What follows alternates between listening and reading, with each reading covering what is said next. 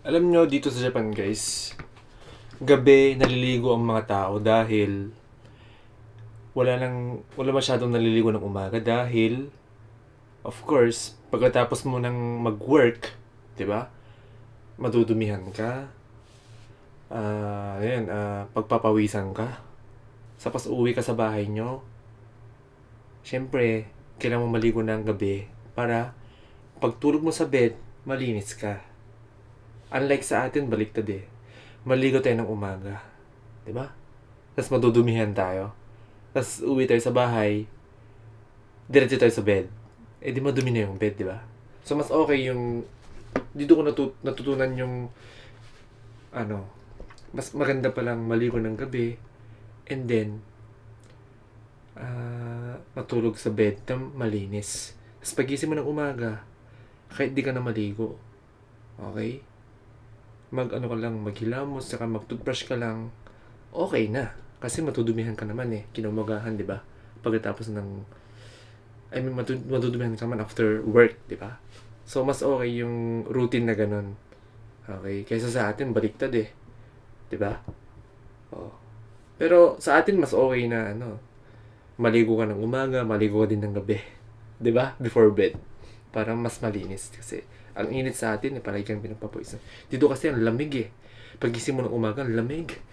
Hindi ka talaga mako-convince na maligo ng umaga. Alright? So, yun. So, hindi na ako maligo ng umaga. So, kailangan mo brush, kain ng breakfast, and diretso na ako sa work. And, yun. Di ko na rin masyadong tinitignan yung... Hindi ako nagtitrade ng umaga, guys. Dahil, ang dami kong experience kapag ka nagtatrabaho ka, tapos meron kang position. Okay. Hindi ka mapakali, hindi ka makakapag-concentrate sa trabaho mo dahil tinitignan mo yung position mo eh. Kung loss na or profit na or ewan ko. 'Di ba? Minsan hindi mo na na-check, hindi mo na minsan profit ka na, and then hindi mo nga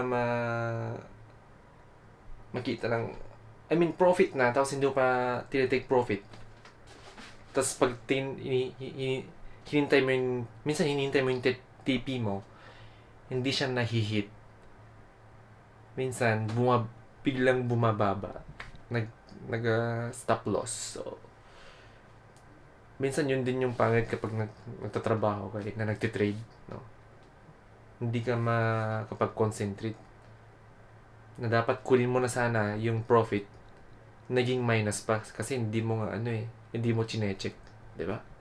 So, yun, minsan chinecheck mo, oy, profit. Minsan hinahayaan mo siya eh. Tapos pagdating ng hapon, pag-check mo, stop loss, shit! Okay, dami kong experience na ganun, guys. Grabe. So, nakaka-profit ako minsan kapag chinecheck ko talaga. Okay? Chinecheck ko talaga yung trading ko. More on napansin ko sa sarili ko, more on scalping ako. Mas magaling ako sa scalping. Pero, yun nga lang, today is bad trade talaga. Talagang, ewan ko. Bad trip kasi ako sa trabaho, guys. Ingay ng mga matatanda doon. Kasi bago lang ako sa trabaho ko, guys. Bago lang ako doon dahil. Trabaho ko is, naglalatero ng, dump truck. Yun. Ipapakita ko sa inyo mamaya. Meron akong video eh. Yan. Boom!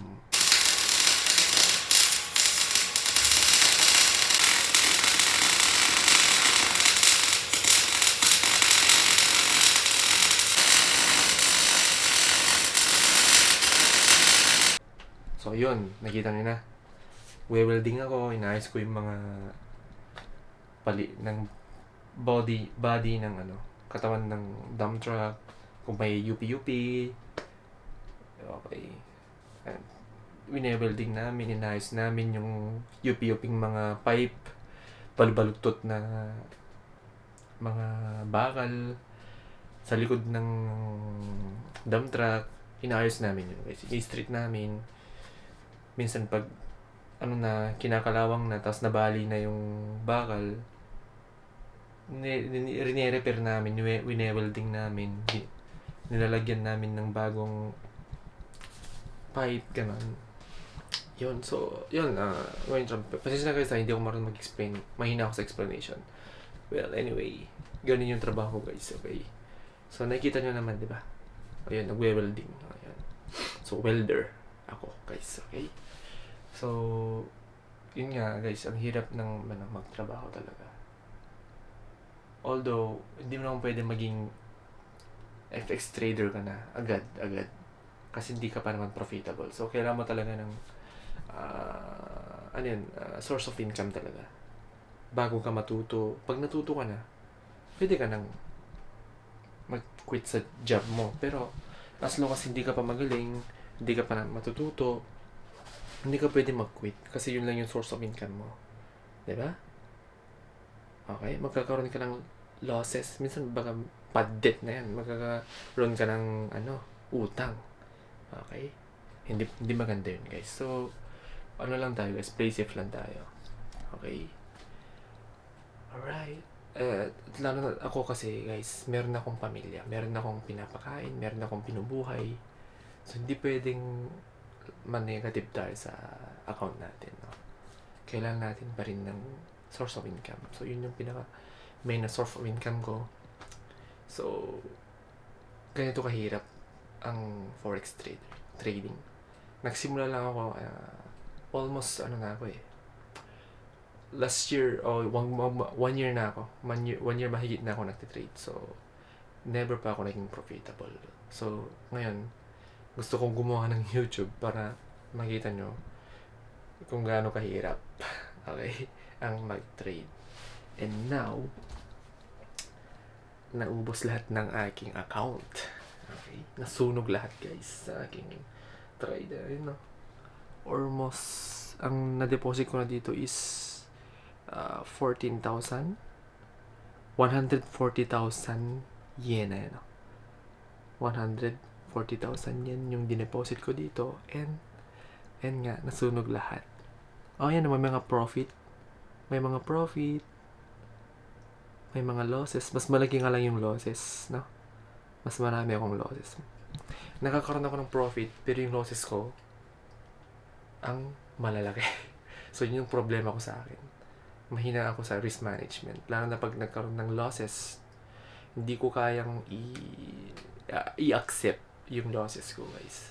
Hanggang sa lumalaki, sagala ako naglalagay ng stop loss. Minsan kasi, mas malaki yung stop loss ko kaysa sa take profit ko. Yun din yung isa kong mali. Okay? Minsan, hindi ko na tinatake profit, hindi ko na hinintay yung TP eh. Minsan, okay na ako. Okay, kunin ko na to. Pero pag nag-trade ulit ako, mas malaki na naman yung losses ko. So, negative na naman. So, yun yung isa kong natutunan. Kailangan pala maging minsan patient ka. Hanggang hintayin mo, minsan kailangan mong hintayin yung take profit, no? Para magkaroon ka talaga ng profit. Hindi pwedeng, nag-profit na konti, iti-take mo na siya. So, yun yung isa kong mali talaga. Pero minsan kasi, depende yun sa sa chart kasi. Minsan kasi, wrong yung entry point mo. And, I have explained wrong yung entry point mo, and then, naka-profit ka na, pero alam mo naman na bababa yun. Pag tinignan mo yung daily chart, alam mo naman na downtrend. Diba? Siyempre, pag hinintay mo yun, bababa. Ngayon naman, ako naman, umaasa akong aangat. Tanga ako eh. Shit. Yun yung mali ko talaga, guys. Nag-trade ako against the trend. Okay? Gets nyo ba ako?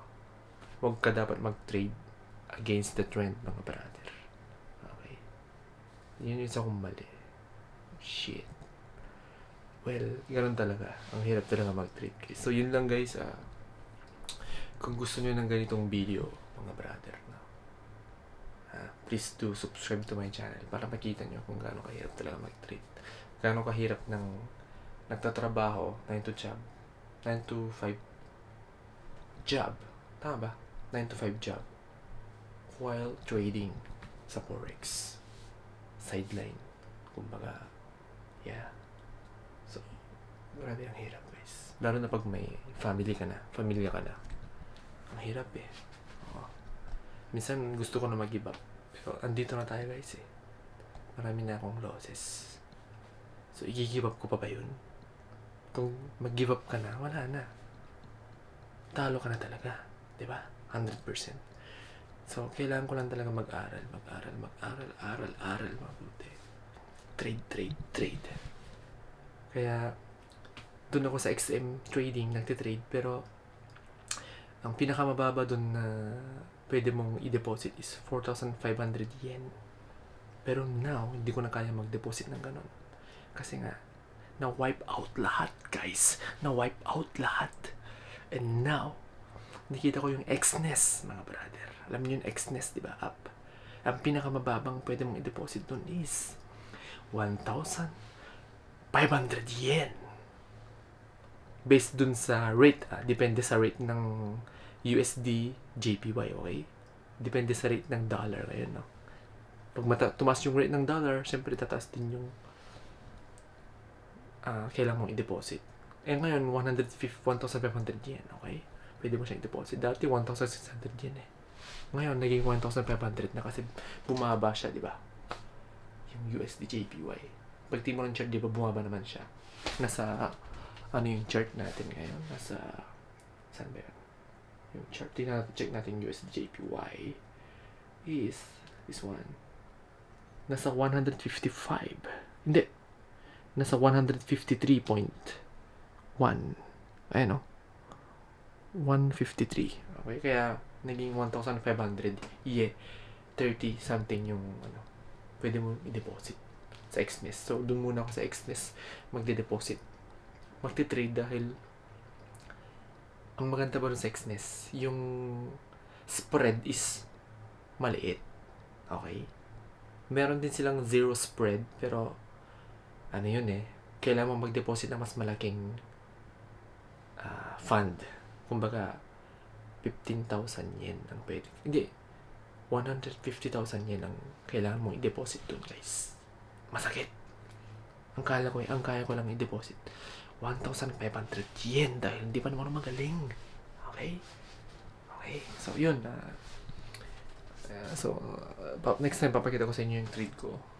1,500 yen. Dun tayo mag-start ulit. Start small lang tayo, guys, no? So, yun. Papalagin natin yun. Okay? So, yun yung magiging natin, next content natin, guys. For now, ito lang yung magiging content ko, guys, okay? I'm Jaros, guys. Please do subscribe to my channel. Please, mga brother. Alright.